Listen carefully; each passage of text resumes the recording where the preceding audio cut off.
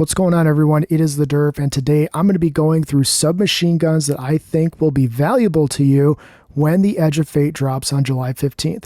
Although this list is not as long as different weapon types that I'm going to be going through here in the final weeks of this current season, I still think these weapons are going to play a role in build crafting as well as different play styles that you might find yourself in depending on the character and or class that you prefer.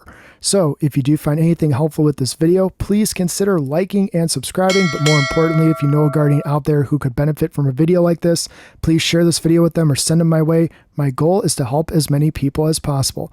All right, everyone, let's get it going.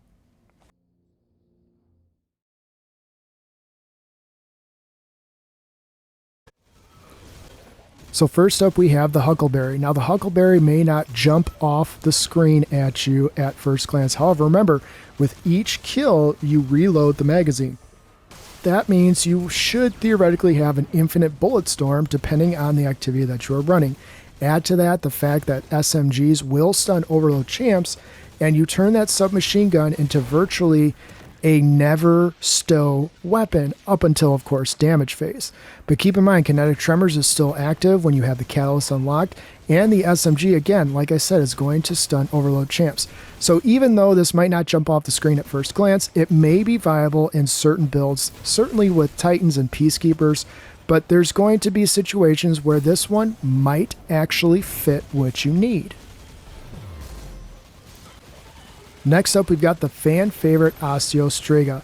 Osteo Striga, now with the ability to stun overload champs, is going to be a weapon that a lot of people might try out on day one simply because of its ad clear potential and its ease of use, its auto-loading magazine, and the fact that it now can stun overload champs in the Edge of Fate.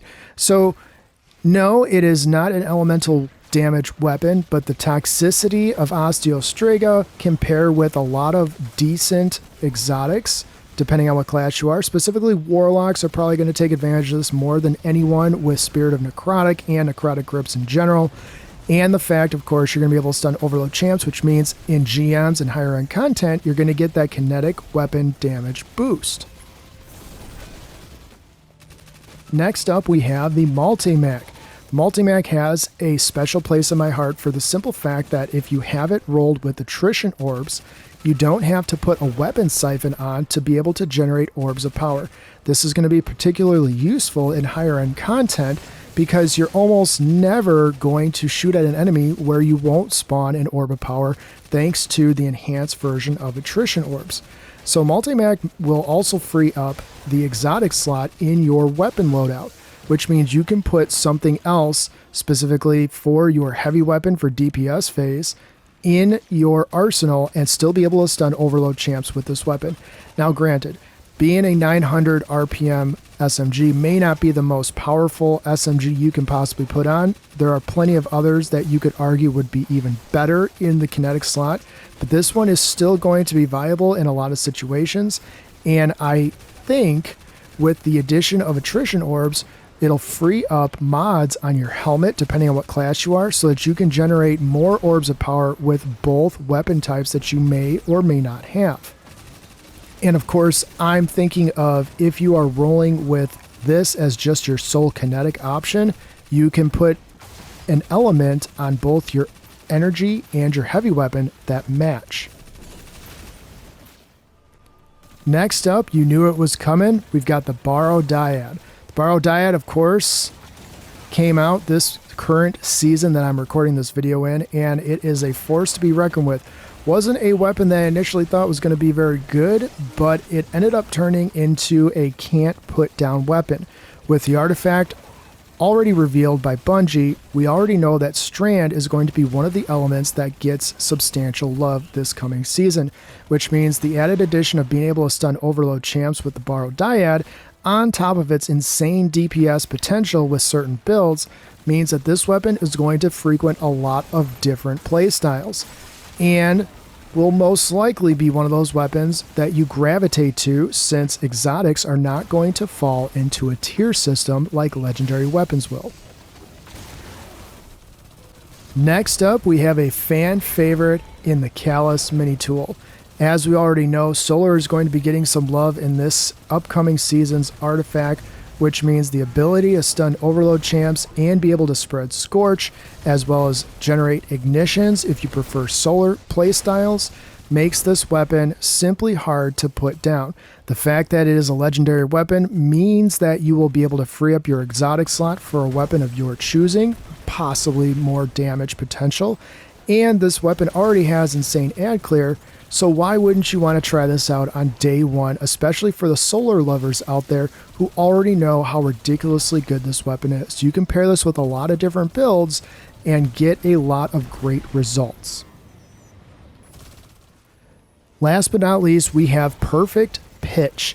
Now, Perfect Pitch is kind of a weapon that you either love or you don't love. There really isn't anything to not love except for the fact that it is only a 600 RPM SMG. So in terms of potency, I'm not sure that this weapon is going to be good as some of the other options that I went through. However, in generalized content, this weapon is extremely easy to control. You can see it's basically got no recoil on the screen. It still has an excellent perk pool to choose from. Granted, you can't craft it or get different perks than what it already came with because it's, built into the reward that you got when you obtain this weapon. But it's still a weapon that people can rotate through different types of builds and find some pretty good success with. I don't know necessarily if I would take this into a GM, but as far as functionality goes, I mean, this is as good as any Solar weapon out there.